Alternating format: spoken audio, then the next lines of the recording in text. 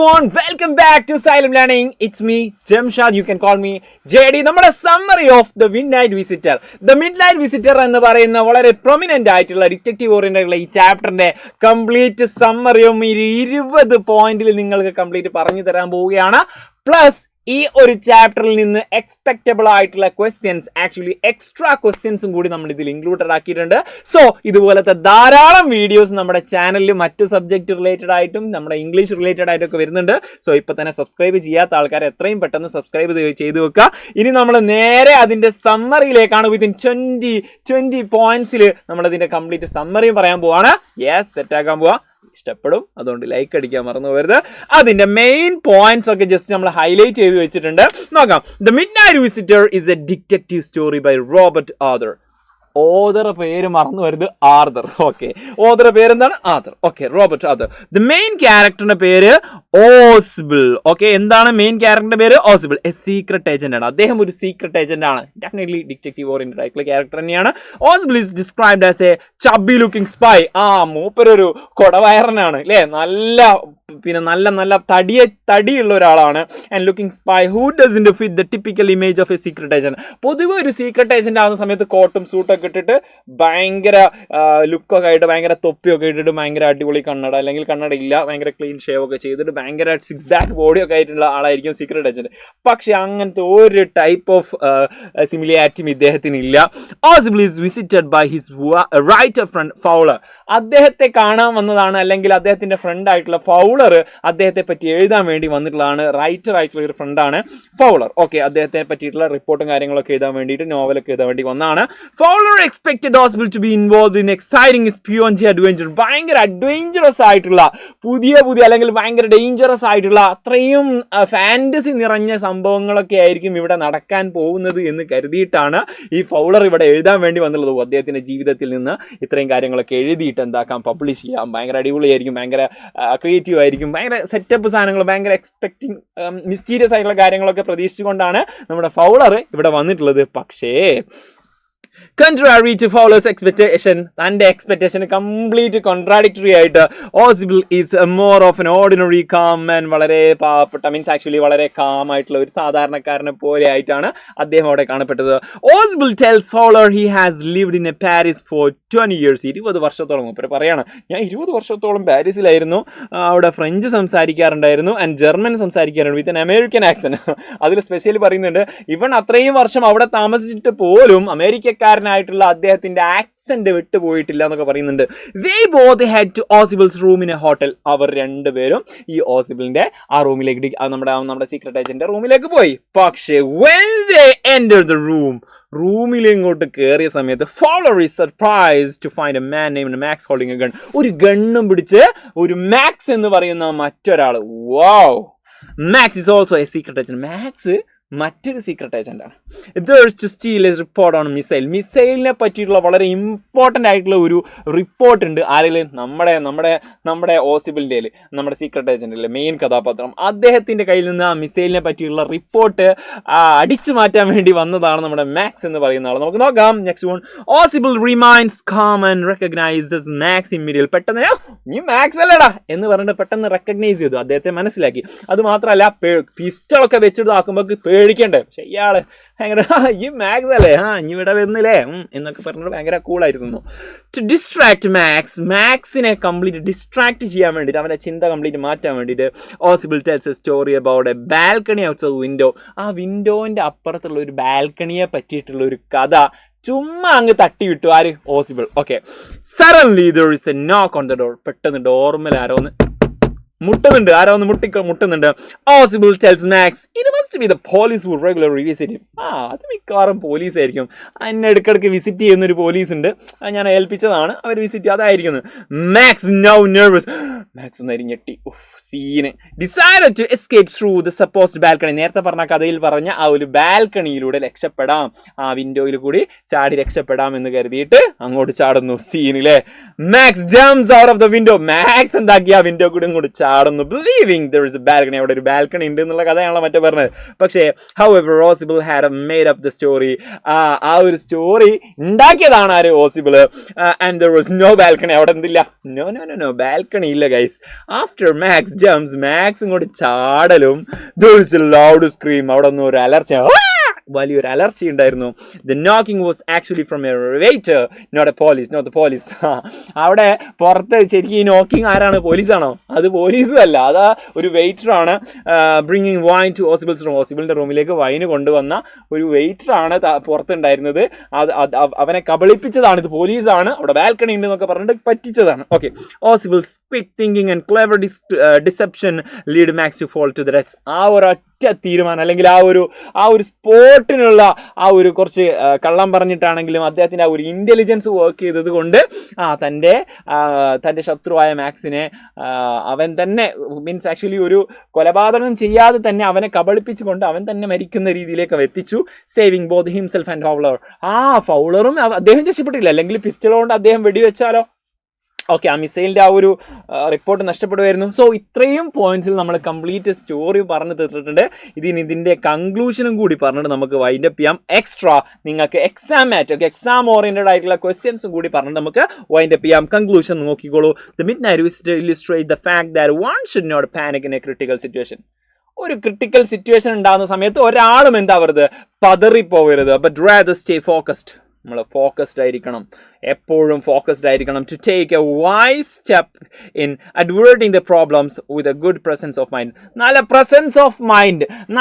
Presence of mind കൊണ്ട് ആ ഒരു പ്രശ്നത്തെ എത്രയും പെട്ടെന്ന് എത്രയും ക്വിക്കായിട്ട് എങ്ങനെ പരിഹരിക്കാം എന്നുള്ളതാണ് നമ്മൾ ആലോചിക്കേണ്ടത്. പ്രസൻസ് ഓഫ് മൈൻഡ് വേണം. യെസ്, പെട്ടെന്ന് ഒരു ബുദ്ധിമുട്ടുണ്ടാകുമ്പോഴേക്കും പേടിക്കാൻ പാടില്ല.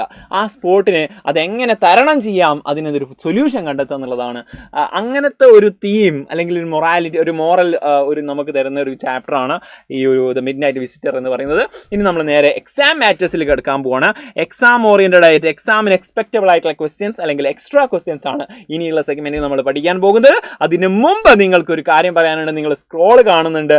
ആക്ച്വലി 10ാം ക്ലാസ്സുകാർക്ക് നിങ്ങൾക്ക് വേണ്ടി നമ്മുടെ സൈലം ഒരു അസ്ത്ര ബാച്ച് ഒരുക്കിയിട്ടുണ്ട്. എന്താണ് അസ്ത്ര ബാച്ച്? എന്തിനാണ് Astra batch? These are the facilities you guys are going to get.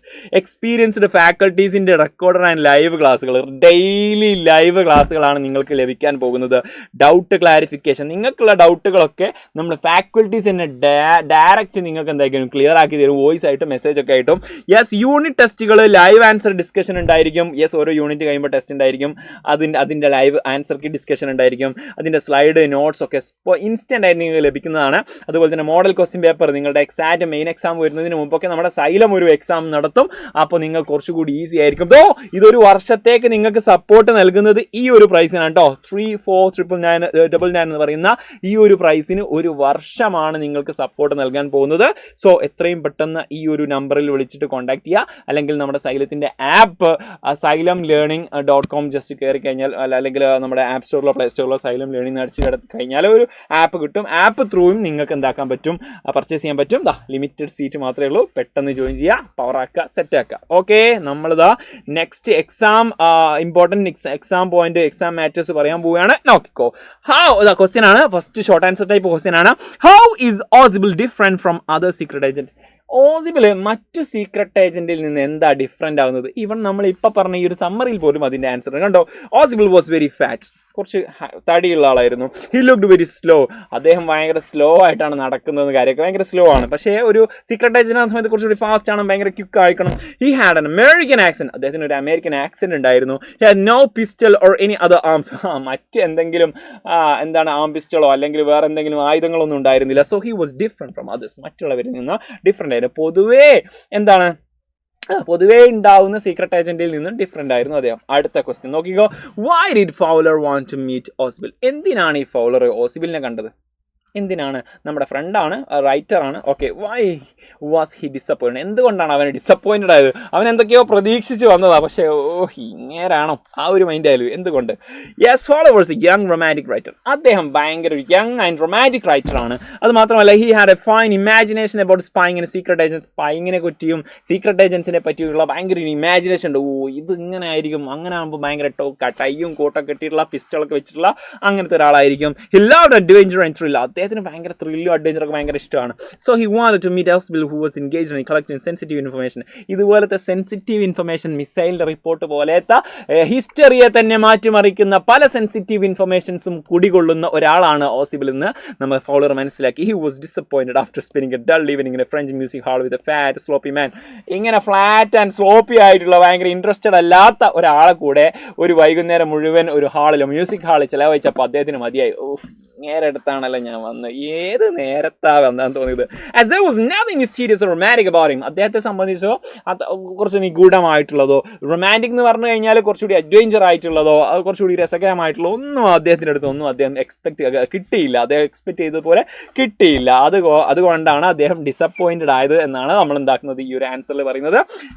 Next ക്വസ്റ്റ്യനിലേക്ക് കടക്കാം. കുറച്ചുകൂടി ലെങ്തി ആയിട്ടുള്ള ക്വസ്റ്റ്യൻ ആയി, മീൻസ് ആക്ച്വലി ആൻസർ ആണ് ഇത് എഴുതേണ്ടത്. Telling a lie is sin. കള്ളം പറയൽ കുറ്റമാണ്. And killing someone is a crime. കൊലപാതകം അത് കുറ്റകരമാണ്, ക്രൈമാണ്, അക്രമമാണ്. Why then Ausable told lies more than once and killed Max. ഒന്നിലധികം തവണ എന്തിനാണ് ഓസിബിൾ കള്ളം പറഞ്ഞത്? എന്തിനാണ് മാക്സിനെ കൊന്നത്? ഇതുപോലത്തെ ഒരു ക്വസ്റ്റ്യൻ നിങ്ങൾ എക്സാമിന് ചോദിച്ചു കഴിഞ്ഞാൽ നിങ്ങൾ നേരത്തെ പറഞ്ഞതുപോലെ, നമ്മുടെ കൺക്ലൂഷനിൽ പറഞ്ഞതുപോലെ പതറരുത്. ബുദ്ധി ഉപയോഗിച്ചുകൊണ്ട്, പ്രസൻസ് ഓഫ് മൈൻഡ് ഉപയോഗിച്ചുകൊണ്ട് ക്വിക്കായിട്ട് ആൻസർ ചെയ്യാൻ പറ്റണം. This is one of kind of answer. Of course morally Ausable had done wrong. Morally നോക്കുന്ന സമയത്ത് ഓസിബിൾ തെറ്റാണ് ചെയ്തത്. But his profession allowed him to take such steps. പക്ഷേ അദ്ദേഹത്തിൻ്റെ പ്രൊഫഷൻ, പോലീസുകാർക്ക് കൊല്ലാം, പോലീസുകാർക്ക് കള്ളന്മാരെ വെടിവെക്കാനുള്ള അവകാശമുണ്ട് ഇല്ലേ? യെസ്, അതുപോലെ അദ്ദേഹത്തിൻ്റെ പ്രൊഫഷൻ അദ്ദേഹത്തെ അത് ചെയ്യാൻ അനുവദിക്കുന്നുണ്ട്. When the security and integrity of the nation were at stake. തൻ്റെ കയ്യിലുള്ളത് എന്താണ്? നേഷൻ, നമ്മുടെ ഈ ഒരു രാജ്യത്തിൻ്റെ ആ ഒരു സെക്യൂരിറ്റിക്ക് കോട്ടം പറ്റുന്ന ആ ഒരു റോക്കറ്റിനെ പറ്റി അല്ലെങ്കിൽ മിസൈലിനെ പറ്റിയുള്ള റിപ്പോർട്ടാണ്. ഇതങ്ങ് ചോർന്നു പോയാൽ, ഇത് ആ മാക്സിൻ്റെ കയ്യിൽ എത്തിപ്പെട്ടാൽ എന്താണ്? വിഷയമാണ്. രാജ്യത്തിൻ്റെ സെക്യൂരിറ്റി അബദ്ധത്തിലാകും. അതുകൊണ്ട് അദ്ദേഹത്തിന്, നമ്മുടെ ഓസിബിളിന് അങ്ങനെ ചെയ്യാനുള്ള അവകാശമുണ്ട്. He did not tell lies and killed Max for his own sake. അദ്ദേഹത്തിന് സ്വന്തം ആവശ്യത്തിന് വേണ്ടിയിട്ടാണോ കള്ളം പറഞ്ഞത്, അയാളെ കൊന്നതും? ബട്ട് ഫോർ ഹിസ് കൺട്രി, ആ രാജ്യത്തിന് വേണ്ടിയിട്ടാണ്. He is a true soldier to protect the country from inside. രാജ്യത്തിൻ്റെ ഉള്ളിൽ നിന്ന് തന്നെ രാജ്യത്തെ പ്രൊട്ടക്ട് ചെയ്യുന്ന ഒരു സോൾജിയറിനോട് സമമാണ് അദ്ദേഹം എന്നാണ് നമുക്കിവിടെ പറയുന്നത്. ഇതൊരു സപ്പോസ് ആൻസർ ആണ്. നിങ്ങൾക്ക് നിങ്ങളുടേതായ വഴിയിൽ ആ ഒരു കാര്യത്തെ എന്താക്കാം, അത് അനുകൂലിച്ചുകൊണ്ട് സെറ്റായിട്ട് നിങ്ങൾക്ക് ഈ ഒരു ആൻസർ, ഈ ഒരു ക്വസ്റ്റ്യൻ ആൻസർ ചെയ്യാൻ പറ്റും. നെക്സ്റ്റ് ഒരു ക്വസ്റ്റ്യനോട് നോക്കാം. നെക്സ്റ്റ് കണ്ടോ, കുറച്ചുകൂടി ലെങ്തി ആയിട്ടുള്ള ക്വസ്റ്റ്യൻ ആണ്, ലോങ് ആൻസർ ടൈപ്പ് ആണ്. Looking back at the story, when do you think Oswald thought up his plan for getting rid of Max? മാക്സിനെ അവിടെ നിന്ന് ഒഴിവാക്കാൻ അല്ലെങ്കിൽ മാക്സിനെ കബളിപ്പിക്കാനുള്ള ആ ഒരു ഐഡിയ ഓസിബിൾ എപ്പോഴാണ് ചിന്തിച്ചു തുടങ്ങിയത്? ആദ്യമേ plan ചെയ്താണോ? Do you think he had worked out his plan in a detail right from the beginning? തുടക്കത്തിലേ അദ്ദേഹം plan ചെയ്തിട്ടുണ്ടായിരുന്നോ? Or did he make up a plan taking advantage of events as they happen? അത് തുടങ്ങിയ ആ ഒരു incident, ആ മാക്സിനോട് കയറി വന്നപ്പോൾ സ്പോട്ടിന് ഉണ്ടാക്കിയതാണോ? എന്തായാലും കുറച്ച് ലെങ്തി ആയിട്ട് ആൻസർ ചെയ്യണം. ലെങ്തി ക്വസ്റ്റ്യൻ ആണ്, കൂടുതൽ മാർക്കിന്റെ ക്വസ്റ്റ്യൻ ആണ്. നമുക്കൊരു സപ്പോസ് ആൻസറോട് കൊടുത്തിട്ടുണ്ട്. No, I don't think that he had worked out his plan in detail right from the very beginning. തുടക്കത്തിൽ തന്നെ, സ്റ്റാർട്ടിങ് തന്നെ ഉണ്ടാക്കിയതാണെന്ന് എനിക്ക് തോന്നില്ല. That's right. He took advantage of the events as they happen. ആ ഒരു സംഭവം നടന്നപ്പോഴാണ്, ആ ഒരു സിറ്റുവേഷനിലാണ് അദ്ദേഹം അത് മേക്കപ്പ് ചെയ്തത്. Ausable made a story of the balcony outside the room and there was a knock at the door at the same time. അവിടെ ബാൽക്കണിയെ പറ്റിയുള്ള കഥ ഉണ്ടാക്കി, ആ നോക്കും കിട്ടി. യെസ്, ആ ഒരു ഡോർമെലും നോക്കി കിട്ടിയിരുന്നു. Same time he told it would be police ആണെന്ന് സ്പോട്ടിന് കള്ളം പറഞ്ഞു. All these events stretch and മാക്സിനെ പേടിപ്പിക്കാൻ വേണ്ടിയിട്ടാണ് ഈ കഥയൊക്കെ ഉണ്ടാക്കിയത്. അവനെ പേടിക്കുകയും ചെയ്തു. He became restless and without seeing jumped out of the window hurriedly. അതുകൊണ്ട് തന്നെ പോലീസ് വന്നെന്ന് പറഞ്ഞപ്പോൾ അദ്ദേഹം കുറച്ചുകൂടി പേടിച്ചു. അല്ലെങ്കിൽ ബാൽക്കണി ഉണ്ടോ നോക്കിയിട്ട് ചാടായിരുന്നു. അപ്പോൾ ടൈമിംഗ് കറക്റ്റ് ആവുകയും ചെയ്തു. അങ്ങനെ അടുത്ത് ചാടുകയും ചെയ്തു. ആള് ഡെഡായി, മിസൈൽ സേഫായി. Yes, okay. ഇനി നെക്സ്റ്റ് ഒരു എക്സ്ട്രാ ക്വസ്റ്റ്യൻ ഉണ്ട്. Practice makes perfect. So practice yourself. ഇത് നിങ്ങൾക്കൊരു എക്സ്ട്രാ ക്വസ്റ്റ്യൻ, അത് ചാപ്റ്റർ ഓറിയൻറ്റഡ് അല്ലാത്തൊരു ക്വസ്റ്റ്യൻ ആണ്. ഇങ്ങനെയും ക്വസ്റ്റ്യൻ പ്രതീക്ഷിക്കാം. In this story hospital shows great presence of mind or ability to think quickly and act calmly and wisely in a situation of danger and surprise. Danger and surprise ആയിട്ടുള്ള സിറ്റുവേഷനിൽ അദ്ദേഹത്തിൻ്റെ presence of mind, അതുപോലെ തന്നെ ability to think quickly, കാര്യങ്ങളൊക്കെ ഇവിടെ കാണിക്കുന്നുണ്ട്. Give examples from your own experience. നിങ്ങളുടെ ഒരു എക്സ്പീരിയൻസിൽ നിന്നും ഇതുപോലത്തെ എക്സാമ്പിൾസ് തരാൻ വേണ്ടിയിട്ടാണ് നിങ്ങളോട് പറഞ്ഞിട്ടുള്ളത്. ഒരു narrative story which shows someone's presence of mind. മറ്റൊരാളുടെ പ്രസൻസ് ഓഫ് മൈൻഡ് കാണിക്കുന്ന ഒരു കഥ എഴുതാൻ നമ്മുടെ ജീവിതത്തിൽ അങ്ങനെ ഒരു അനുഭവം ഉണ്ടായിക്കൊള്ളണമെന്നില്ല. ഇല്ലെങ്കിൽ നമ്മൾ ക്രിയേറ്റ് ചെയ്യുന്നു. ക്രിയേറ്റിവിറ്റി, യെസ്, ഇതും ഒരു ഡേഞ്ചറസ് സിറ്റുവേഷൻ ആണ്. ആ സിറ്റുവേഷനിൽ എങ്ങനെ ഇതിന് സ്കോർ ചെയ്യണം എന്നുള്ളത് നിങ്ങൾ ആലോചിച്ച് നോക്കുക. സപ്പോസ് ഒരു ആൻസർ ചെയ്തു നോക്കുക. ഓക്കെ, സെറ്റാക്കാം. നമുക്ക് നമ്മുടെ എടുക്കുന്ന ലൈവ് ക്ലാസ്സുകളുടെ ഒക്കെ ഫ്രീ നോട്ട്സുകൾ നിങ്ങൾക്ക് ലഭിക്കാൻ വേണ്ടിയിട്ട് കമൻറ്റ് ബോക്സിൽ വാട്സപ്പ് കമ്മ്യൂണിറ്റിയിൽ ലിങ്ക് കൊടുത്തിട്ടുണ്ട്. നിങ്ങൾക്ക് പേഴ്സണലായിട്ട് അതിൻ്റെ PDF ഫയലുകൾ അയച്ചു തരുന്നതായിരിക്കും വാട്സപ്പിലൂടെ, മീൻസ് ആക്ച്വലി കമ്മ്യൂണിറ്റിയിലൂടെ. സോ അത് നിങ്ങൾക്ക് പ്രിൻ്റ് എടുക്കാം, പഠിക്കാം, സെറ്റാക്കാം. പല സബ്ജക്റ്റുകളുടെയും പല ലൈവുകളും നമ്മുടെ ചാനലിൽ വരുന്നുണ്ട്. സബ്സ്ക്രൈബ് ചെയ്യാനും ഈ വീഡിയോ ഇഷ്ടപ്പെട്ടെങ്കിൽ ലൈക്ക് ചെയ്യാനും മറന്നു പോരുത്. നിങ്ങൾക്ക് ഇനി അടുത്ത കോൺസെപ്റ്റ് അല്ലെങ്കിൽ അടുത്ത ചാപ്റ്റർ ഏതാണ് ഇതുപോലെ വേണ്ടത് എന്നുള്ളത് കമൻറ്റ് ബോക്സിൽ ജസ്റ്റ് അറിയിക്കുക. There is only a way of communication between us to make some more comments and do it, use it. Let's see in another video with another session. Until then, it's a bye, signing off from Xylem Learning. It's me, Jamshad. You can call me always Jerry. Bye.